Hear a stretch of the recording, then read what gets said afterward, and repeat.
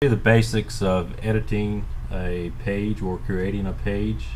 Once you've logged into your administration section, under the content item, you can come over here to sitemap, and this right here lists all the pages that you currently have on your website. What we're going to do is we're going to create a new page. Come up here, we're going to hit create page. This will allow you to basically start from scratch. So we're going to call this Andrew is Fun. Alright, I'm going to hit tab, and what it already does is creates the permalink for us, which is the search engine friendly URL. Come in here, this is our content area. This is where we would add the text that's going to appear on the page.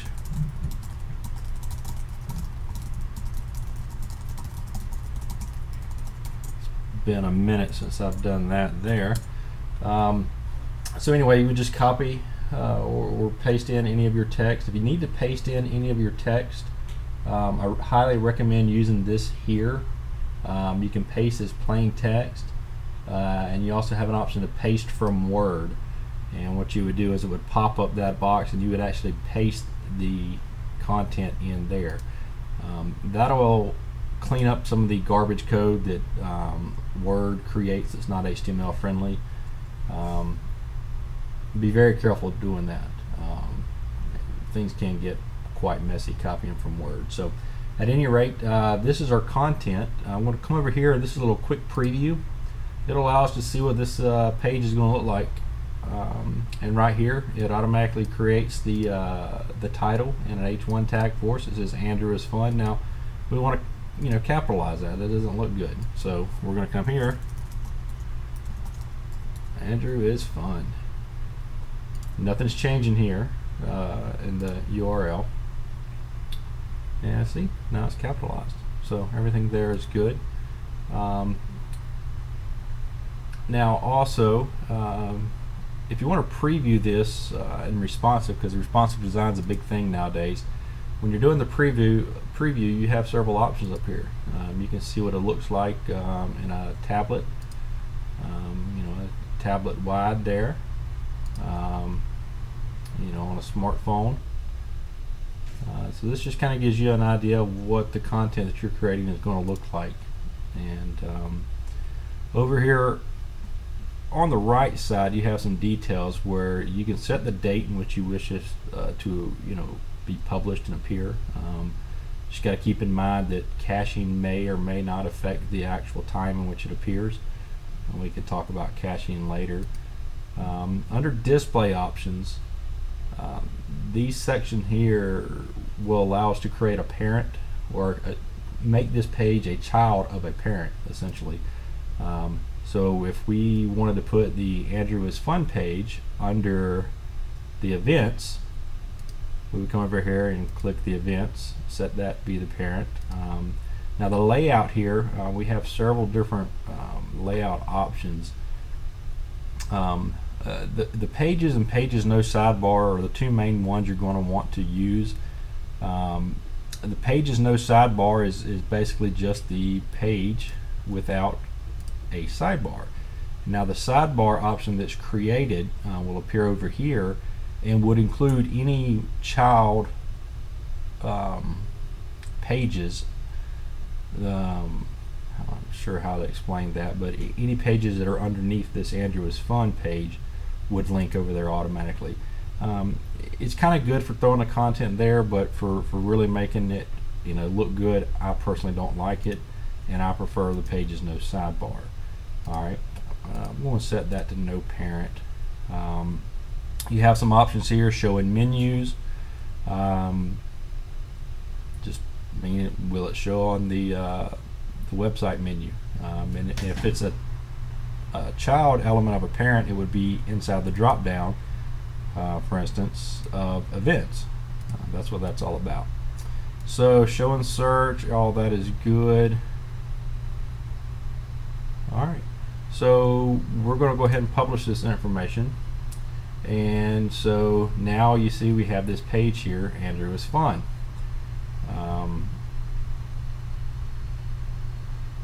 Shows you some good information about it. I'm going to come here and open it in Sight,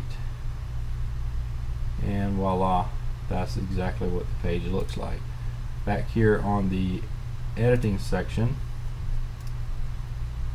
I'm going to edit this page, wait for the editor to load. We have several different options that we could do. There are these widgets, which is where we would create, or you could use an existing widget, you know, bits of code that we need to isolate from you know, the basic content editor, but still give you the ability to, you know, to edit things. Here's an example. This little quick drop down list that we created basically is just it generates a drop down list of the properties for the BlueRent module that we have installed.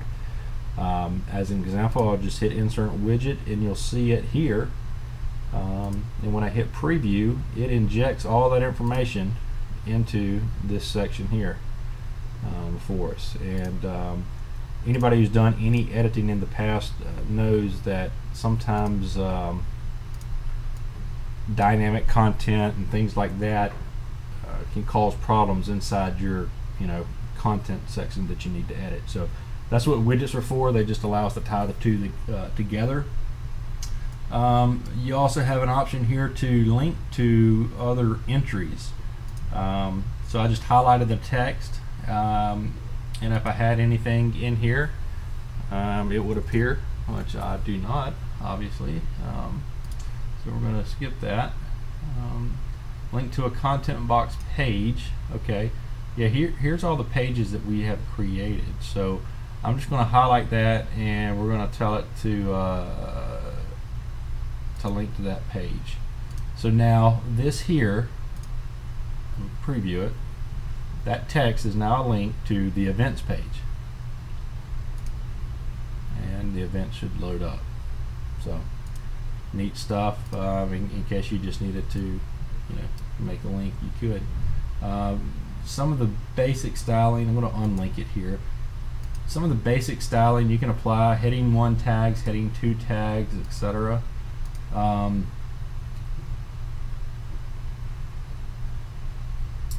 If you had a YouTube video or any kind of embed code, you could use that here.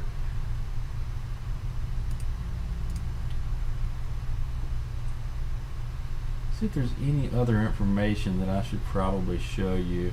So, you know, tables are one of those things too that, you know, a lot of people, you know, like to use.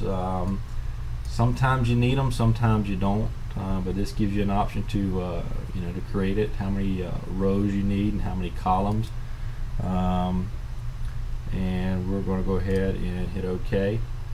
So we're going to put in here name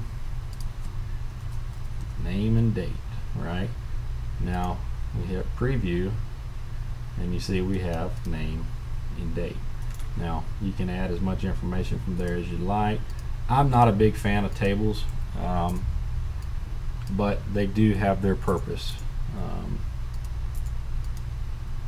See if I can delete this here. Well, that's just my luck.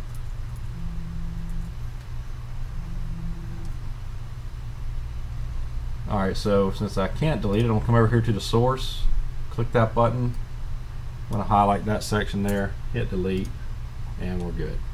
So this is just some basic information about how to create a page. I would highly recommend coming up here to the SEO section, and instead of just having the default title that Andrew is fun, Andrew is fun at work in Port St. Joe. You know, you're getting that search engine friendly text in the title, and I'll show you here in just a minute. So cool, we're going to publish that, and I'm going to open up in the site here, and you see here it says Andrew is fun, but now there in the title of the code itself, Andrew is fun at work in Port St. Joe. So just little extra ways of adding the SEO friendly stuff. Another thing I want to point out to you is the history here. You can see that we've saved this several times. Now what, for instance, let's say I come over here and that for some reason gets published. We have garbage on the page. Like, man, what in the world? What happened? Well, you can come over here to history, and you can see when it was done, who did it. It could have been an accident, but at least it lets you know, where the culprit is. And then it'll allow you to roll back this version. So I'm going to click roll back this version here, tell it to confirm. All right, cool. So now our page has just been, reverted back to before it was messed up. So I hope that helps. There'll be more to come. Just stay tuned.